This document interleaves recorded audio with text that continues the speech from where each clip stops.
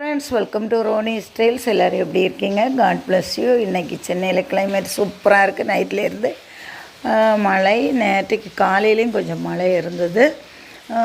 ஏற்கனவே மழை இல்லாமல் வெயில் சுட்டரிச்சிட்டு இருந்து செடிகள் பார்ப்பதற்கு கொஞ்சம் டல்லாக இருந்து, நேற்றைக்கு காலையில் மழையில் இந்த காஷ்மீர் ரோஸ் எல்லாம் பார்த்தா செம்ம அழகாக இருந்தது. சூப்பராக மொட்டுக்களும் அது விரிஞ்ச பிறகு பார்க்கும்போது செம்ம அழகு. இதுக்கெல்லாம் நான் கொடுக்குற பராமரிப்பு தான் இதில். இதே மாதிரி உரங்கள் நீங்கள் கொடுத்து பாருங்கள். உங்கள் கார்டன்லேயும் இந்த காஷ்மீர் ரோஸ் மற்ற ரோஸ்களும் சூப்பராக பூக்கள் வரும். இது ஏற்கனவே பட்டு போன செடியை நானே காப்பாற்றி ரீபாட்டிங் பண்ணி சூப்பராக வச்சுருக்கேன். இதுக்கு நம்ம முக்கியமாக அந்த ரோஸ் செடிக்கு நம்ம வீட்டிலேருந்து கலெக்ட் பண்ணி அந்த வெங்காயத்தோல், வாழைப்பழத்தோல் எல்லாம் ஊற வச்சு செடிகளுக்கு தண்ணி ஊற்றுனீங்கன்னா சூப்பராக வரும்.